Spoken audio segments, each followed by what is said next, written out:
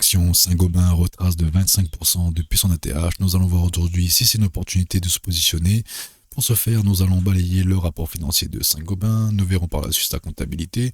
Nous essayerons de déterminer à quel prix acheter Saint-Gobain et quel type de rendement pouvons-nous espérer. Et surtout, nous allons voir comment les institutions sont positionnées sur Saint-Gobain. Si tu apprécies ce que je fais, n'hésite pas à liker et à partager la vidéo. Et surtout, abonne-toi, ça donne de la force à la chaîne.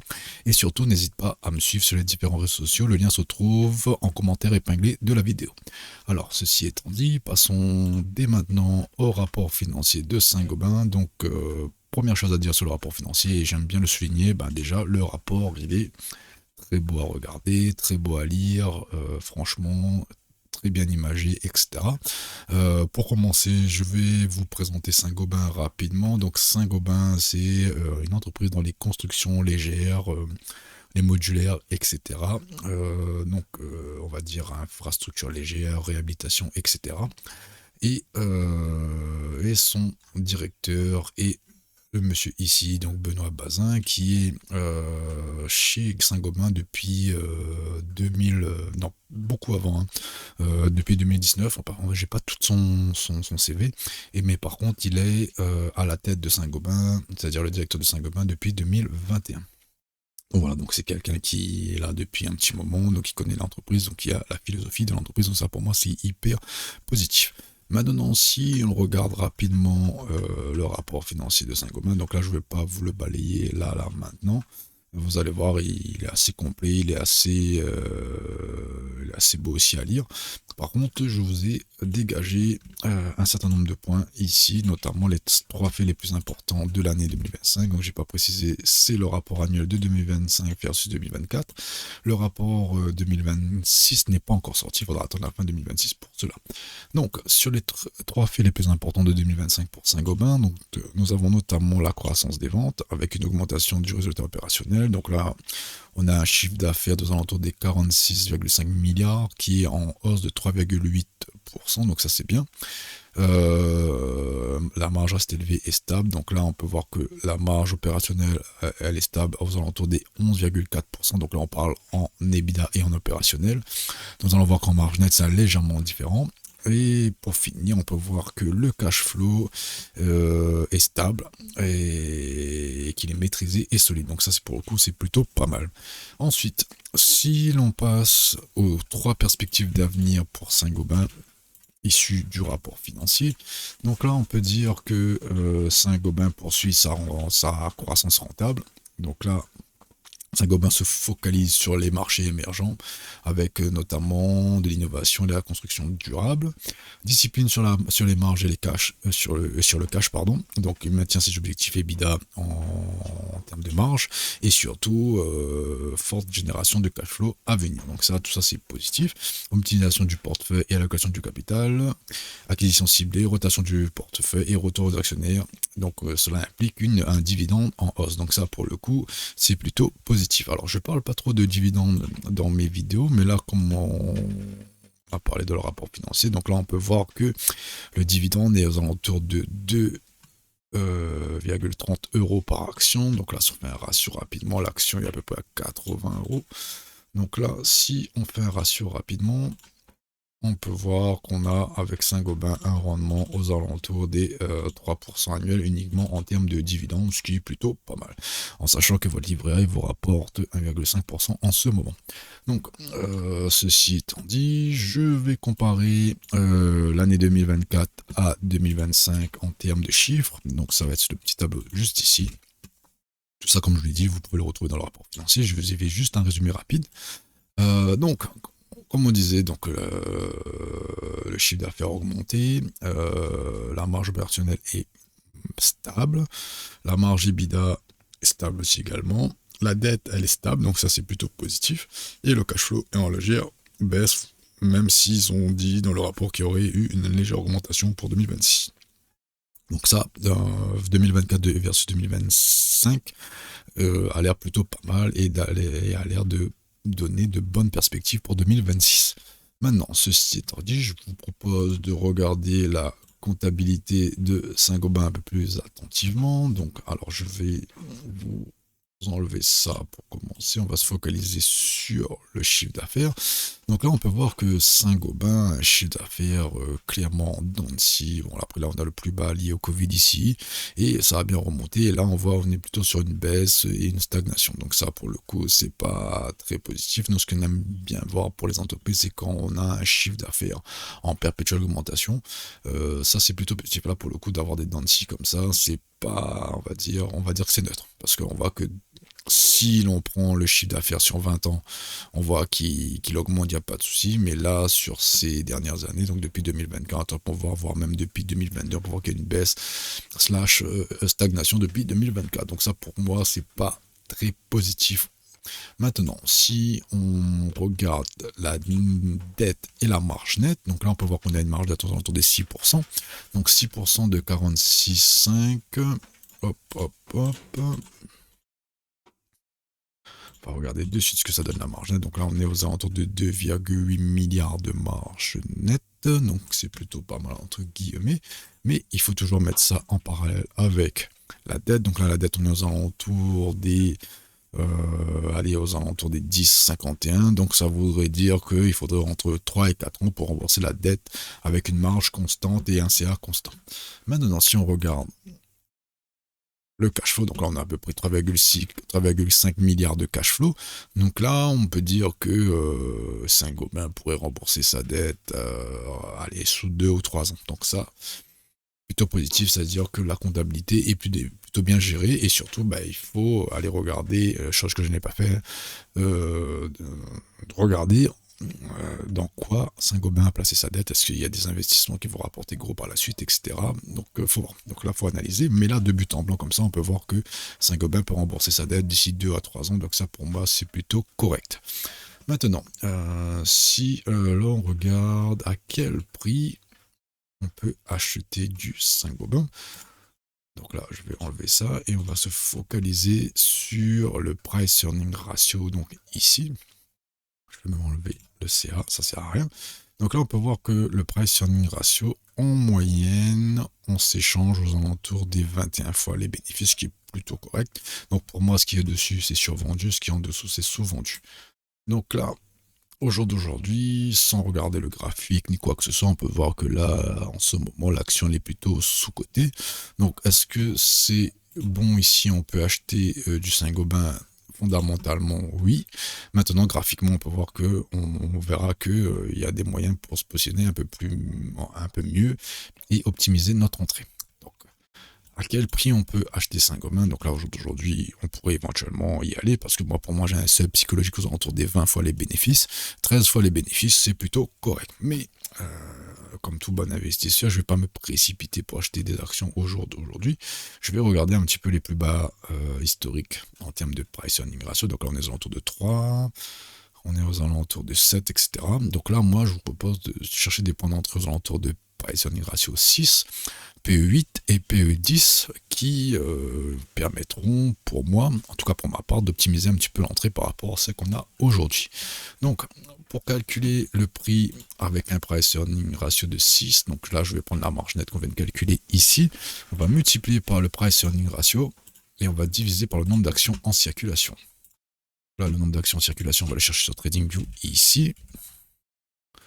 Hop, et déjà, on va observer un petit peu la courbe de nombre d'actions en circulation. Et là, on peut voir que depuis mars 2019, cette courbe, elle ne cesse de baisser. Donc ça, pour moi, c'est hyper positif. C'est-à-dire que le nombre d'actions en circulation est en baisse.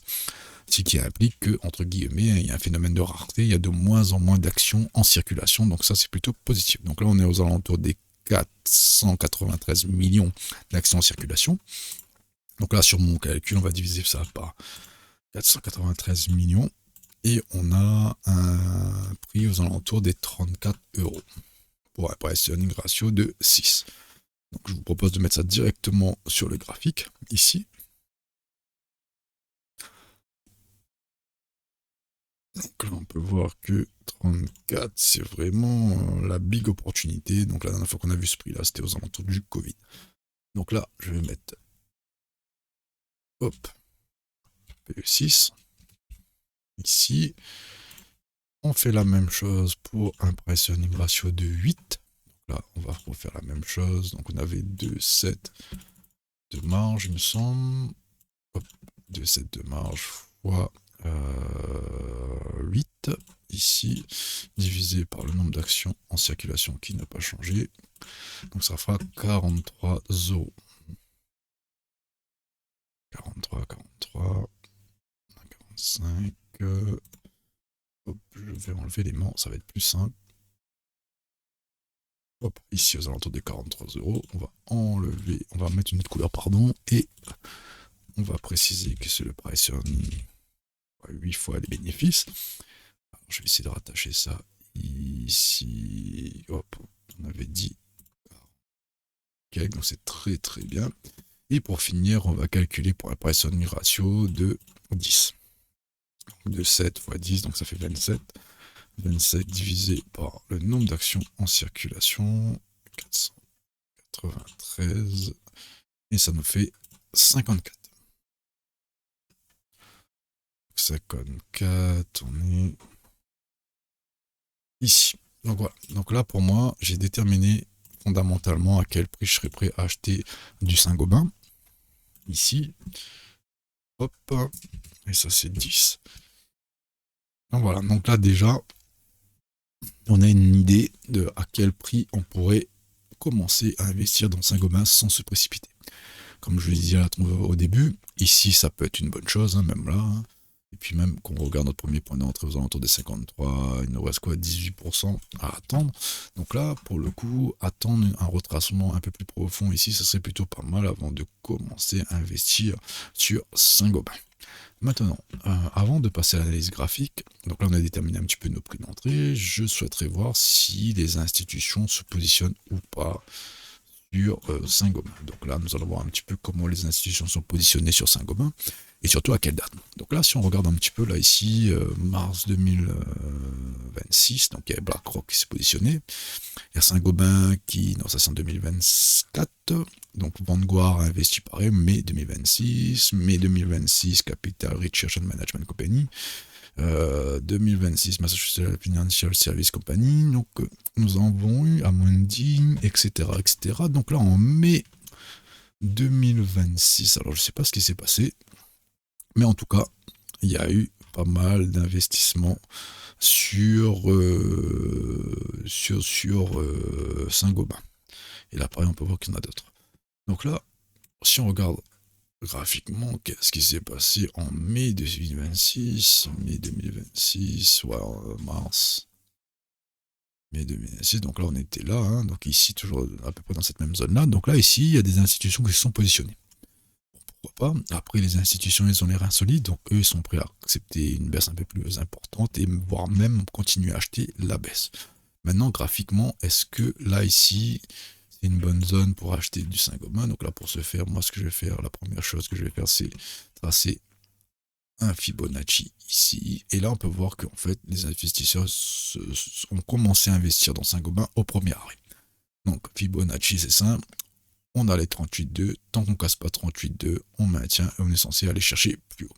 Si on casse 38,2, on est censé aller chercher la zone de rechargement au long terme qui est ici.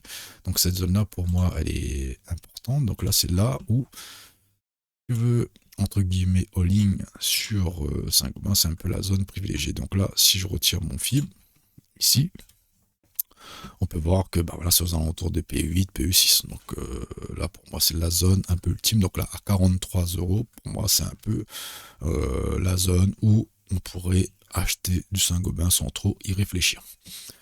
Donc voilà. Donc ici, maintenant, quel type de rendement pouvons-nous espérer? Alors, avant de vous donner les rendements que je peux avoir sur Saint-Gobain, je vous propose de regarder un petit peu le volume profile de Saint-Gobain pour voir un petit peu les trous dans le volume se trouvent où. Donc là, je vais prendre le bas du Covid et on va aller chercher le plus haut ici.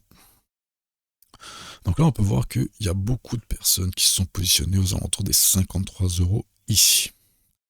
Donc s'il y a bien une zone de capitulation où les gens qui ont acheté ici vont revendre leur action parce qu'ils sont en train de perdre, ça serait plutôt ici, entre PE8 et PE6. Donc là, pour moi, ici, ça sera un peu la zone ultime où on pourrait acheter du Saint-Gobain pas trop cher.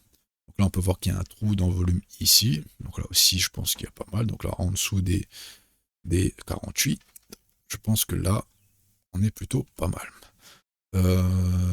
Ok, maintenant, quel type de rendement pouvons-nous espérer sur Saint-Gobain? Donc là, déjà, dans un premier temps, si on achète ici, qu'on revend à l'ATH, là, on va faire un petit 30%, grosso modo. Donc là, c'est plutôt intéressant. Donc là, imaginons, on est dans le scénario où Saint-Gobain maintient son premier arrêt. Ben, en fait, on peut acheter là et puis aller chercher un petit 30%, grosso modo. Et avec, j'aime pas trop en parler, mais là, j'en parle avec 2,32 dividendes, ce qui fait à peu près 3% de rendement. Donc là, 30% plus 3, donc là, on est plutôt pas mal. Maintenant, si on attend un peu plus bas et qu'on vient ici sur des zones un peu premium, ici, les zones discount, donc là, si on se positionne ici dans la zone de rechargement long terme, on peut espérer avoir 61% de rendement. Évidemment, l'action, elle fait ce qu'elle veut, elle peut continuer à descendre, elle peut s'effondrer, il suffit que demain Saint-Gobain annonce qu'ils sont trempés dans une magouille, etc.